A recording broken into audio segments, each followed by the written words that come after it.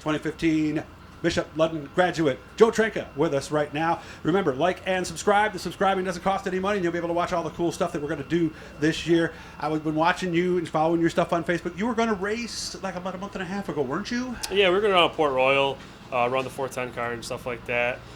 We've been doing that the last couple of years, but with COVID-19 everything going on, and we actually got that late snowstorm. So it's kind of hard to get out of New York early in the year. So with the salt still being on the road and us not being able to fire cars and stuff, it kind of made it tough. So we decided not to, and actually this is our first night out. So excited, finally back at a racetrack, and we don't have masks on, so it's a good night. Yeah, they have it where they are is a kind of an industrial park area, so they can push the car out on the road, at least fire it up and bring it in. I didn't realize the salt, because I know like for a classic car you don't take it out with the salt. I didn't realize it was as much of a factor on a race car. Yeah, I mean, to be honest, I'm sure it would affect it. We've never experienced it, but we don't really want to. I mean, you spend all winter building a beautiful brand new race car, and the last thing you want to do is take it out in the salt. Okay, so it's more of a we just don't want to mess it up. Pretty much, not like it's going to rust the frame or anything. Yeah, like I mean, that. it possibly could if you don't have a powder coat or whatever. But I mean, just to run it down the road with all that salt and stuff on it, it's not our idea of a fun time. So what you been doing with your life lately? I took a new job middle of the winter, working for Aero Snow. We work at the airport, Syracuse Airport. We plow for them in the summer. Take care of machines, stuff like that, and I do some side work.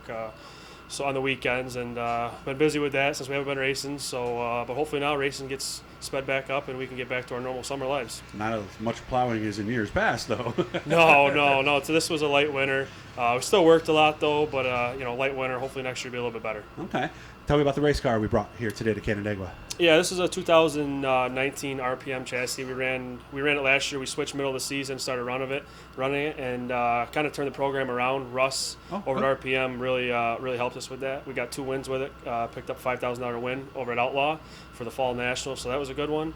And it's treated us right. So we powder coated it, put some new decals on it, new parts, scaled it, and our numbers right back where they were last year. So we're happy with it, and I'm real comfortable in these cars.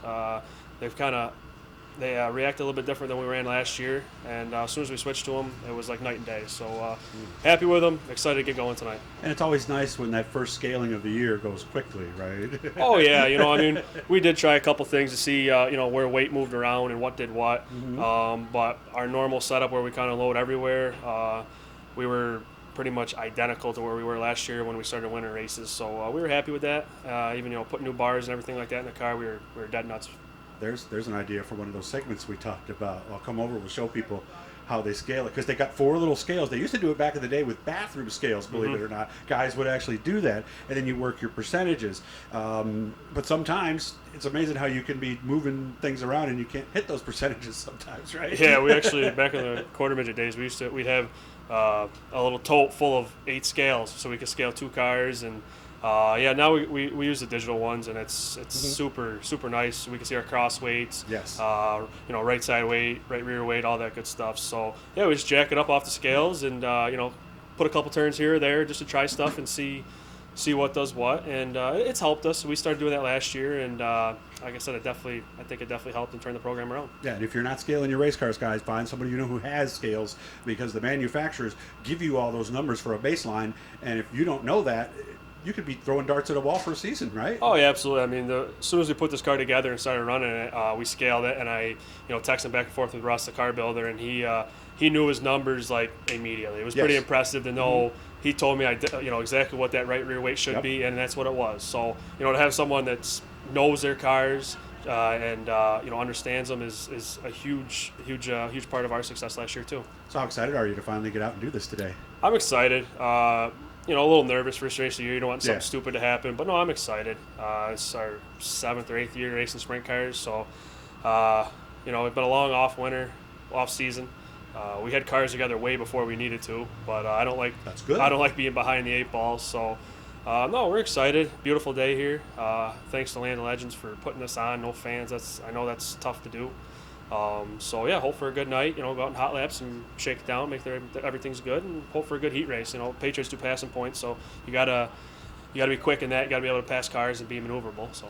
Who would have thought that first time you were out on that track in Syracuse? How old were you? 5 or 6, probably. I started at 5 when I was 5 years old. Yes, you started as early. Who would have thought? Oh, what if you could have seen a crystal ball and seen yourself here today? You probably would have been pretty happy, huh? Oh, absolutely. It's always been like a dream of mine to be a sprint car driver. Obviously, so sprint was the goal all along. Yeah, okay. I was. I mean, you grew up watching NASCAR and stuff, but I was never really super interested into it. I know that's what I didn't want to do. Right. But back when we were still running quarter midgets, my grandfather would take me and we watch, Chuck Eben and go see the Cobra. We used to hang out with him, and that was cool. That I always thought he was always on the hammer. He was either wrecking or winning, and it was just cool to be around as a little kid. And now you fast forward, however many years later, I'm dating his daughter. Me and Chuck are real close, so we're racing sprint cars together. So it's came full circle, and it's I'm just happy to be here and thankful for everyone that's got me to this point. Well, interesting too, because I found some old pictures of Kelly too. Boy, I saw that one of you from how old do you think you were? Like 12 or 13? I think I was 13. Like yeah, we stopped racing quarter midgets when I was 12, and that was like my first year and a half in a micro when I Brewerton there. Okay. Yeah, a while ago. Been a wild ride, hasn't it? Yeah. It's had its ups and downs, but yeah, no, it is. Last year, like I said, we finally turned things around, got that monkey off our back, got that first one that we've been chasing for a while, and now we go to the races. Everyone's cool, calm. You're still that still isn't lingering behind you. True. So it's just we show up race to race and try to do the best we can. But most of all, we have fun. That's a big thing right there. You're already ahead of the game, man. Have fun tonight. Be safe. Okay, this place always makes me a little nervous when you guys are here. But again, guys, like, subscribe. We'll be doing more stuff, and we'll be out to see Joe in his shop and teach you some stuff about these cars. Joe, thank you. Thank you.